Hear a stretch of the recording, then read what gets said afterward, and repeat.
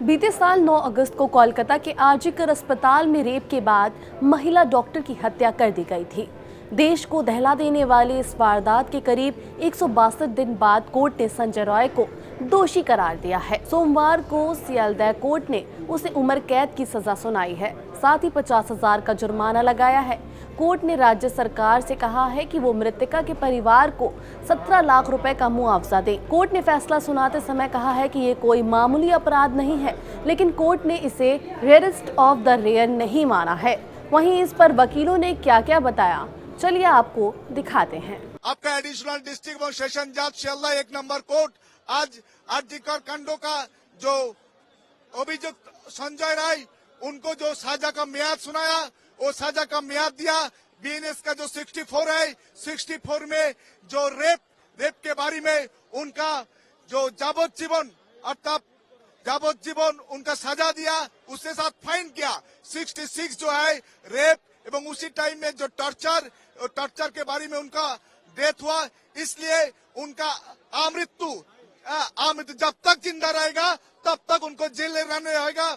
एक ही साथ उनको फाइन भी किया और 103 का एक जो बीएनएस एक्ट है वो उसके बारे में जो मर्डर है उसके बारे में उसके लिए उनका जाबोजीवन कारावास का सजा सुनाया। एक ही साथ में फाइन भी किया। एक ही साथ में स्टेट को गवर्नमेंट को डायरेक्शन दिया। लॉर्ड एडिशनल डिस्ट्रिक्ट सेशन जज 1 नंबर सियालदह कोर्ट जो 10 लाख को 10 लाख एंड 7 लाख टोटल 17 लाख उनका फैमिली को देने होगा एज पर क्षतिपूरण विक्टिम फैमिली को लिए।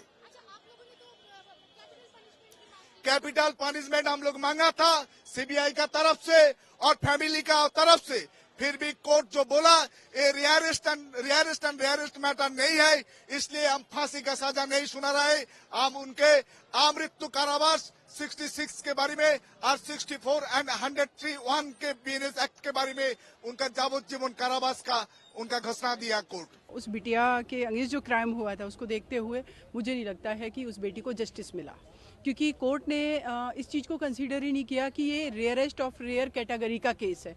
पूरे देश ने देखा उनकी जो पोस्टमार्टम रिपोर्ट है, जिस बेटी की कॉलर बोन तोड़ दी गई, जिनकी आंखों से ब्लड आया, जिनके बॉडी को रेप करके एक तरीके से उनके 2 पैरों को किस तरीके से डैमेज किया गया, बहुत ब्रूटल तरीके से मर्डर किया गया उनका। ये पोस्टमार्टम रिपोर्ट ही कह रही थी कि करीब 13-14 से ज़्यादा इंजरीज थी और जो कि बहुत इस तरीके की इंजरी थी वो कि कोई एक ह्यूमन बीइंग कर ही नहीं सकता।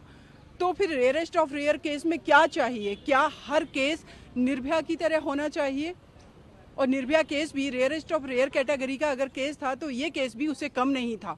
तो पता नहीं कोर्ट का क्या ऑब्जर्वेशन था, आई डोंट नो, लेकिन मुझे जो लग रहा है कि वो जस्टिस नहीं हुआ इस बेटी के साथ। दूसरी, सीबीआई ने ही अपनी चार्जशीट में इस चीज़ को क्लियर किया है कि ये जो क्राइम है ये एक सिर्फ ये मेन अक्यूज है, लेकिन इसके पीछे और भी लोग हो सकते हैं। तो फिर ये जस्टिस तो अनकम्प्लीट है कि जो आपने जिसको मेन अक्यूज बनाया उसको आपने लाइफ इम्प्रिजनमेंट से कन्विक्ट कर दिया, एंड जो अदर अक्यूज हैं उनका तो पता ही नहीं है कि वो कहाँ पर हैं। तो कहाँ इसको क्या हम जस्टिस कहेंगे? मैं तो बिल्कुल भी सेटिस्फाई नहीं हूँ और बिल्कुल भी मैं खुश नहीं हूँ इस चीज़ से कि उस बेटी को जस्टिस मिला है।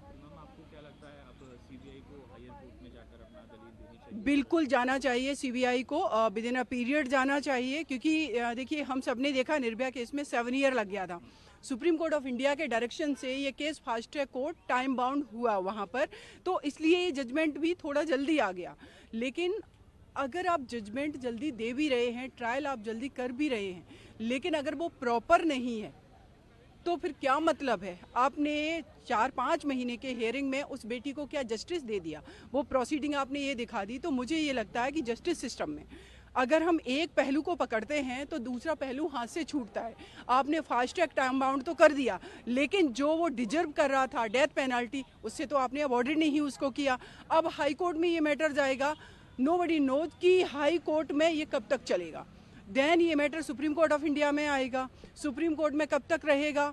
तो फिर धीरे धीरे लोग भी भूलने लगते हैं और हमारा सिस्टम, चाहे वो सीबीआई हो,